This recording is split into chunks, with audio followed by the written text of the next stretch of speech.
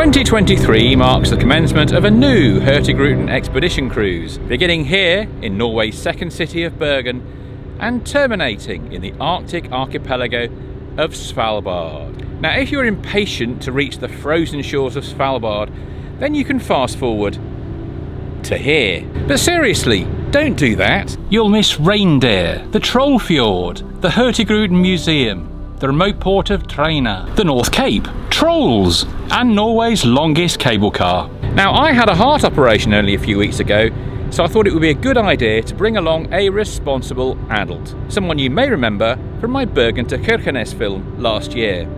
Rosemary, my mum. I'm so excited about this trip. I just hope we don't get a close encounter with a polar bear. Yes, let's hope we avoid that. The temptation to sail to Svalbard was irresistible, so come join us. At 2:30 on Saturday afternoon, we leave Bergen, and almost exactly 7 days later we should arrive in Longyearbyen. Hurtigruten originally ran the Svalbard Express route from 1968 until 1982. The company has resurrected the voyage as part of its 130th anniversary celebrations in 2023. It has also refurbished the vessel MS Trollfjord, and as with any Norwegian coastal voyage, the emphasis is on local, sustainable and delicious produce. And they're not paying me to say this. The full voyage is there and back, but you can just take the southbound or the northbound leg, which is what we're doing.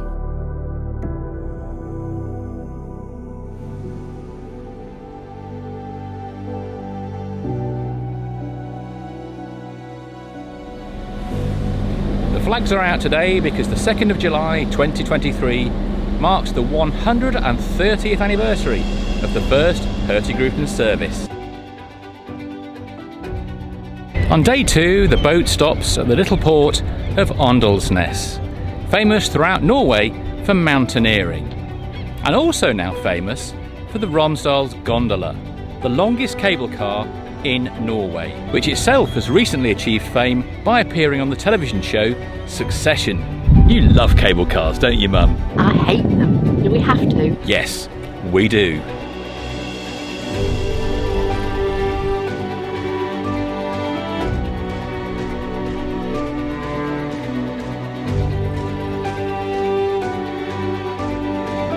Views from up here are simply stunning.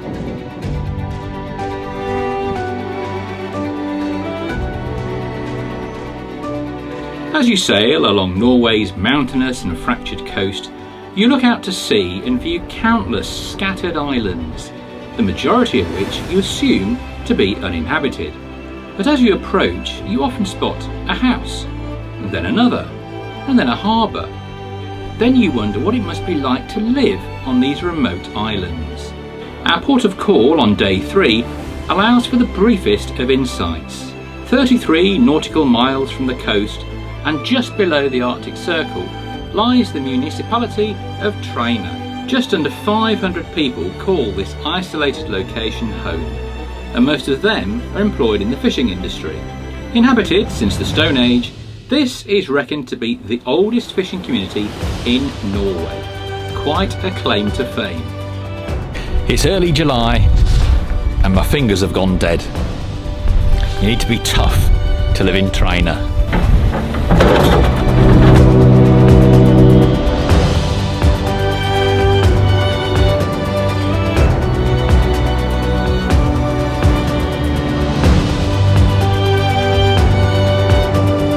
It's 9:30 in the evening and we're passing Vikingen Island, which is important for one reason only. It sits right on the Arctic Circle, and that of course is an excuse for a rather bonkers ceremony.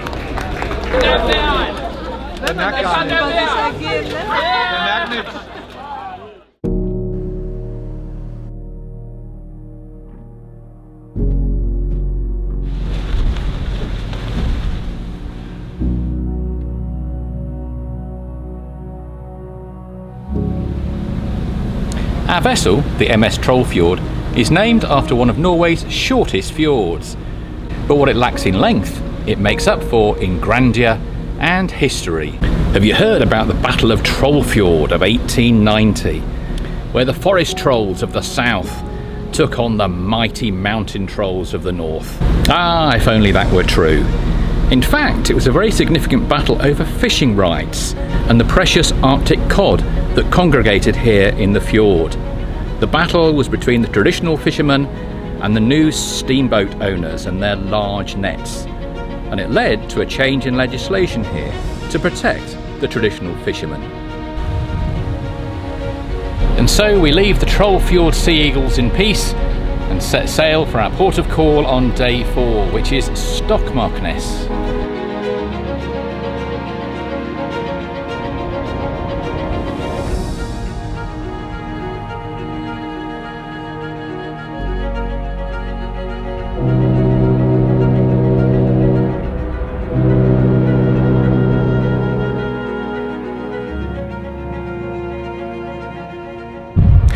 Now, you might think that from a tourism perspective, the logical location for the Coastal Express Museum would be Bergen or even Oslo, and perhaps not a town of 3,500 people on an island above the Arctic Circle.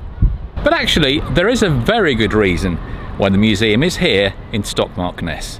This is the spiritual home of the coastal route, the historic headquarters of Hurtigruten, where it all began with the founder, Richard Hvidt. Its prize exhibit is the coastal steamer MS Finnmarken, retired in the mid-50s. It's probably one of the world's largest museum pieces, but for many years it was in different bits.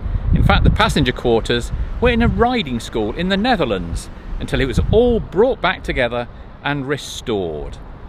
Although until 2 years ago it was sitting outside, exposed to the elements and rusting away.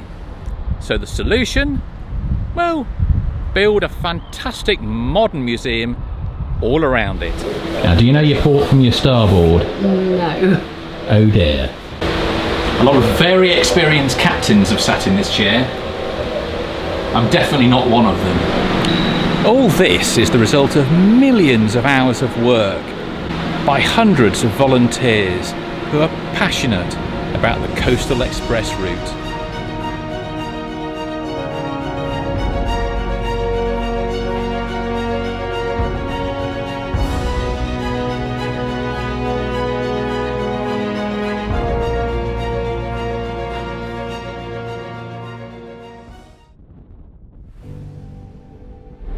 It's early morning on day 5 of the voyage, and we've arrived at Norway's very own Arctic metropolis. This is Tromsø.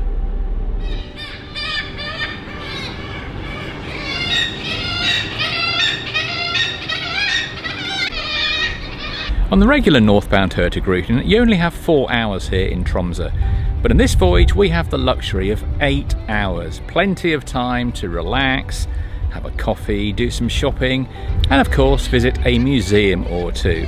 Now, although this is my 4th visit, this is the first time that I've finally been able to visit the Polar Museum. Housed in a 19th century bonded warehouse, it takes you through the exploits of Amundsen, Nansen, Barents, and other less well known but equally adventurous explorers of the polar age. And there's also another curious little museum that I've never visited. This is Norway's first and only troll museum. I think he looks like a friendly troll.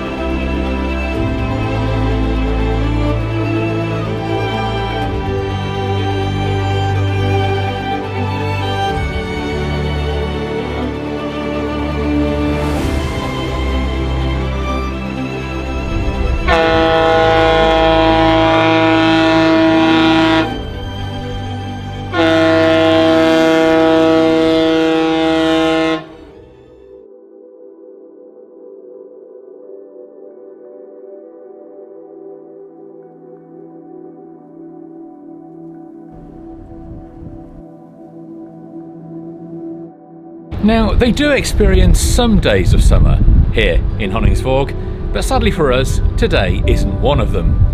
Still, last time we were here, it was snowing. Honningsvåg and the North Cape are the destination of many a road trip, which is impressive really when you consider that from here to Oslo is 2,000 kilometres, and that's if you take the shortcut through Sweden. But that's nothing.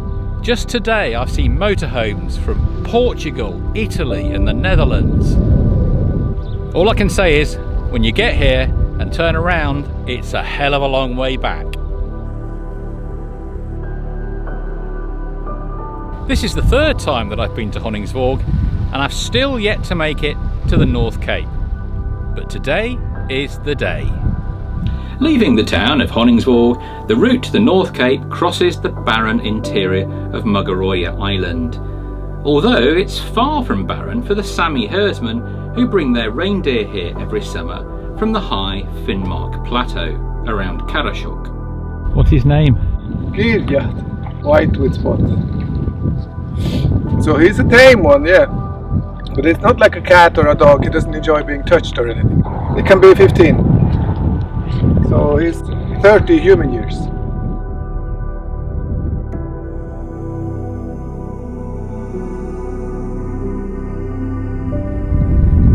Well Mum, last year our trip to North Cape was thwarted by a blizzard. The good news is that this year the bus was running.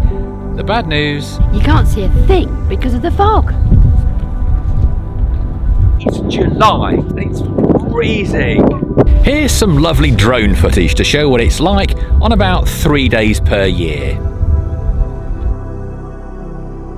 It's well designed and well principled, but in the end you can't avoid the fact that this is the northernmost tourist trap in the world. We've travelled here today on the North Cape Express, and if you want to hear the funniest, most irreverent audio guide this side of the Arctic Circle, then this is the company for you.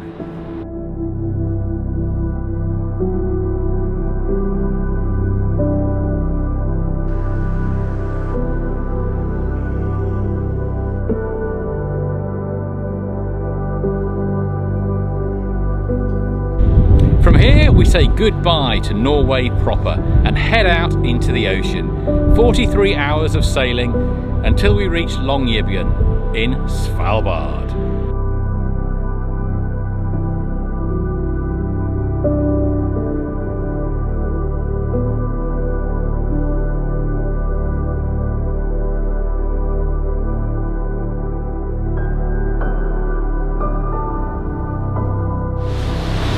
We're now sailing right under the cliffs of the North Cape.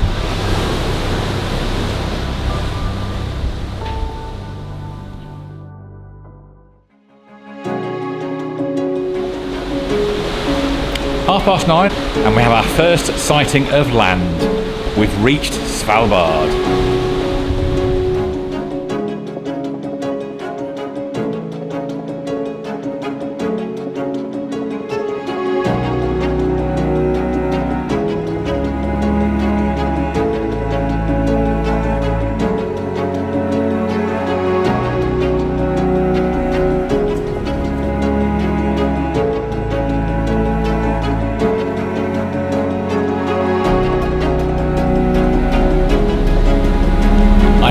So excited I can't tell you. Within half an hour we'll be docking at Longyearbyen, by some distance the largest settlement in the high Arctic regions.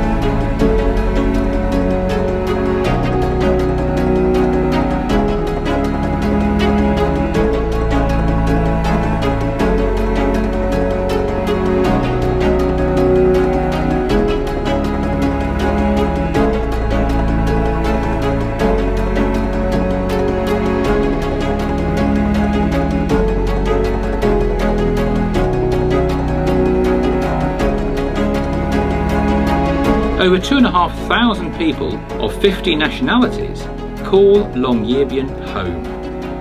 It's a unique little town that deserves a film of its own, which is exactly what it's got, so make sure to find that on the channel.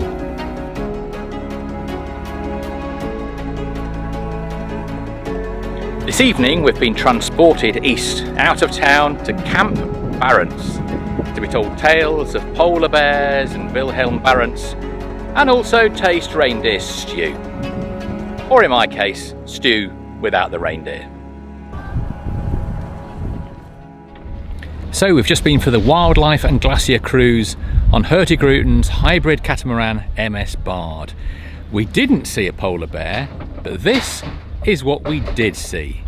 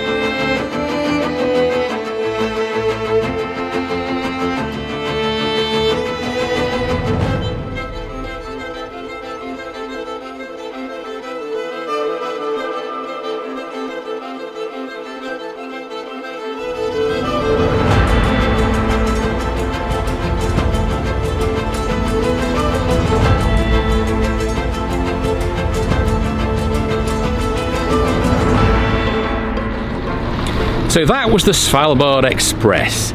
9 days of some of the most amazing landscapes on the planet. The best trip of my life. Well, there's no higher praise than that.